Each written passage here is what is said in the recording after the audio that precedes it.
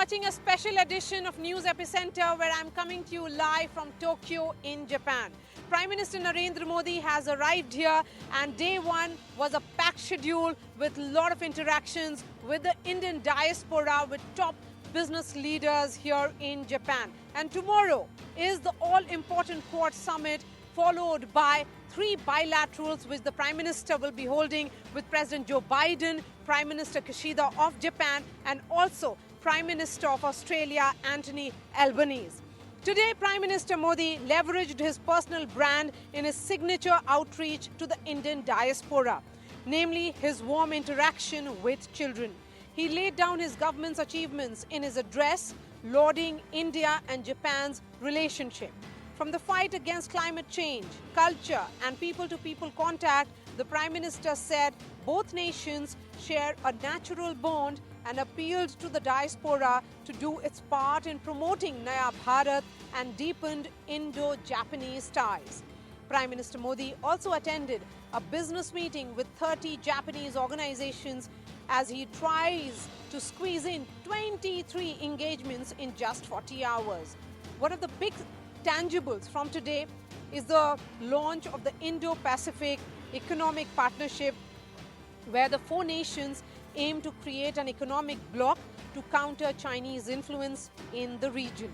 So what is the message to the expansionist dragon? And has Prime Minister Modi's India First and Atmanirbhar doctrine powered India to become the fulcrum of this alliance? Let me take that discussion forward with Manju Seth, former diplomat. Thank you so much for your time here, ma'am. Dr. Nilanjan Banik is Professor Economics and Finance. He's an expert on Indo-Japan trade ties. Dr. Negao is Fellow at Hudson Institute. And Andrew Leung is an expert on China based in Hong Kong. Dr. Banik, I'm going to begin with you.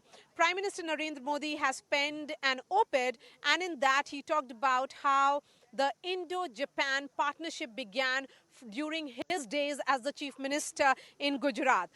He had a series of meetings with CEOs of various companies, and the role Japan has played, particularly in the automobile sector, in building infrastructure. How important and critical do you think these CEO level talks with the Prime Minister is wherever he goes, in whichever country he travels? You say that India and Japan are natural trading partners. If you look into what is happening with the Japanese economy, they are one of the developed countries with a very high level of savings. If I'm looking into the data for the year 2021, you'll see that their accumulated savings for Japanese economy is close to 17 trillion US dollars, which is almost the size of the Chinese economy. Now, also, another aspect of the Japanese economy is that the returns from foreign assets, meaning capital which are employed outside Japan, is more than what they earn from their tradable items. What it tells you?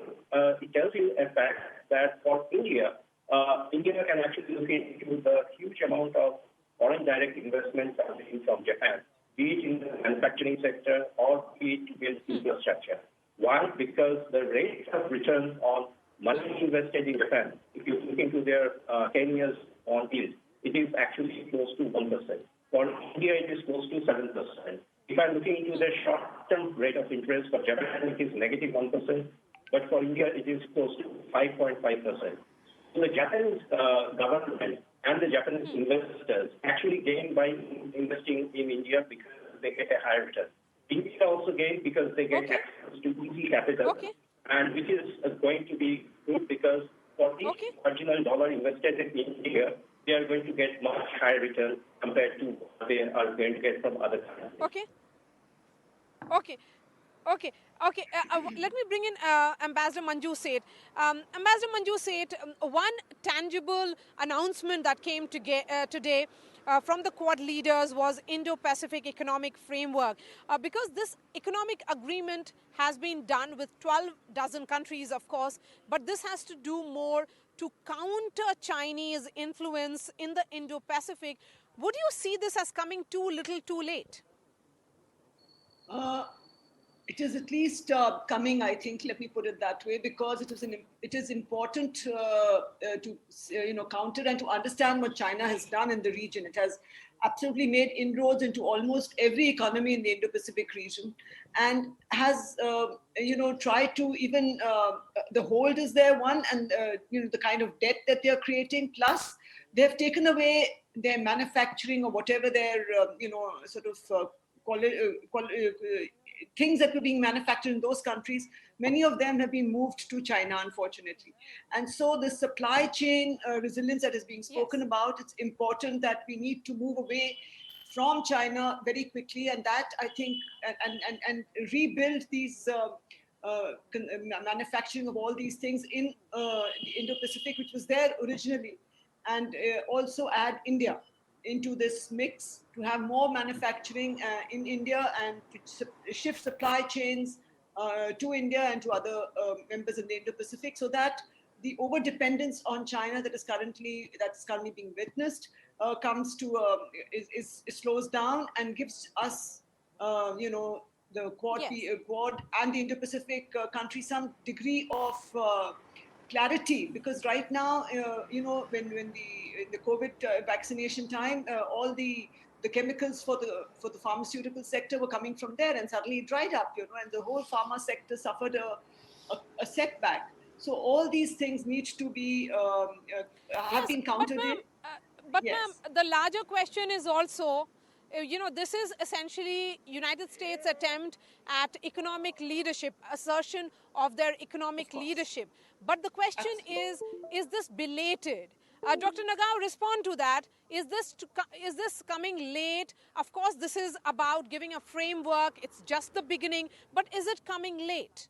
Or perhaps insufficient in terms of long-term strategy? Of course, we should start such kind of the good framework more earlier. That's true. But at the same time, past is past. Now is now.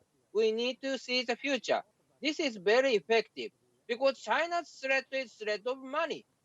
Without ample budget, they cannot military modernization so rapid pace.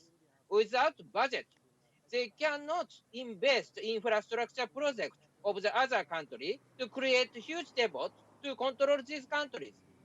So this budget is very important part of the China's threat. So to deal with this, we should not depend on Chinese market. We should create big market. This IP Indo-Pacific economic framework includes 40% of the world GDP. This is very big because including India.